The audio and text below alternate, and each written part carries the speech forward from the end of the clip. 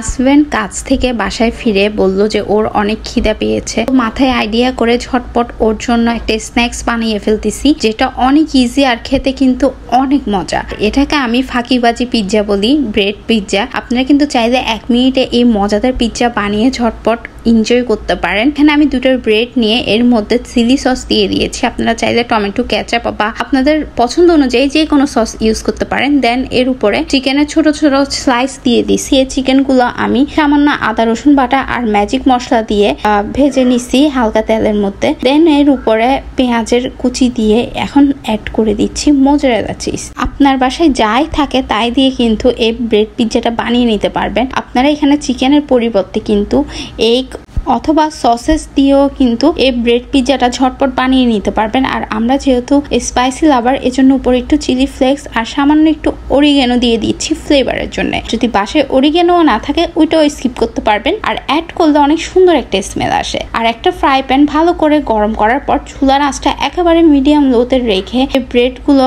চুলার মধ্যে দিয়ে দিলাম। আর চিজগুলো মেল্ট হয়ে গেলেই কিন্তু পিৎজাটা রেডি হয়ে যাবে। আর পিৎজার সাথে খাওয়ার জন্য ঠান্ডা ঠান্ডা কিছু তো খাইতেই হবে, জন্য এখানে আমি পাপায়া জুস বানিয়ে নিচ্ছি। পাপায়া জুসটা বানানো খুবই সিম্পল। পাপায়াটা ছোট ছোট করে কেটে নিয়ে এর মধ্যে পরিমাণ মতো চিনি আর লবণ, ঠান্ডা পানি আর কিছু আইস দিয়ে ব্লেন্ড করে নিলে কিন্তু মজাদার ঠান্ডা ঠান্ডা পাপায়া জুসও রেডি। বাসায় তো আমার, ইব্রাহিমের আর ওয়াদির, আমাদের 3 জনেরই পাপায়া জুস অনেক বেশি ফেভারিট। আর দেখতে পাচ্ছেন আমার মুড অফ হয়ে গিয়েছে, কারণ অনেক বেশি গরম লাগতেছিল আর খুবই বাজে অবস্থা ফেসের। এই গরমের মধ্যে একেবারে নাজেহাল অবস্থা। যাই হোক, এখন ঠান্ডা ঠান্ডা জুস গুলো খেয়ে একেবারে মন দিল শান্তি করে নিব। দেখতে পাচ্ছেন কত ইজি ভাবে ফাঁকিবাজি কিছু নাস্তা রেডি করে নিলাম। আমার মতো কে কে আছেন ফাঁকিবাজি কাজ করেন বলেন তো? যারা আছেন তারা কিন্তু অবশ্যই কমেন্ট বক্সে কমেন্ট করে জানাবেন। আর যারা জানেন কে এরকম ফাঁকিবাজি কাজগুলো ট্রাই করে তাদেরকে মেনশন দিয়ে দিন আপনাদের ফ্রেন্ডস এন্ড ফ্যামিলির মধ্যে থেকে। আর এই তো আমার পিৎজাগুলো রেডি।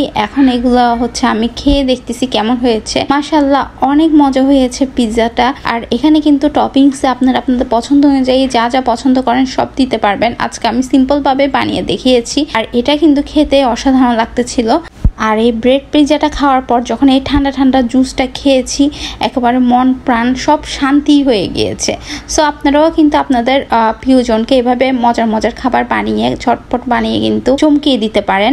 আর এদিকে ওয়াদি বেবিও প্লে করতেছে। সবাই আমাদের জন্য অনেক বেশি বেশি দোয়া করবেন। আর আমাদের ভিডিও ভালো লেগে থাকলে অবশ্যই কিন্তু আপনারা আপনার ফ্রেন্ডস এন্ড ফ্যামিলির সাথে শেয়ার করবেন, আর লাইক দিতে কিন্তু ভুলবেন না। আর যারা এখন আমাদের ইউটিউব চ্যানেলটা সাবস্ক্রাইব করেনি, ইউটিউব চ্যানেলটা সাবস্ক্রাইব করে দিবেন, ফেসবুক পেজটা কিন্তু ফলো করে রাখবেন। তো এরপর খাওয়া দাওয়া শেষ করে এদিকে আমরা ওয়াদি বেবির সাথে একটু প্লে করতেছিলাম আলফাবেট গুলো নিয়ে। ওয়াদি বেবি চিন্তা করতেছিল আলফাবেট গুলো কিভাবে উঠাবে। So that's it for today. আল্লাহ হাফেজ।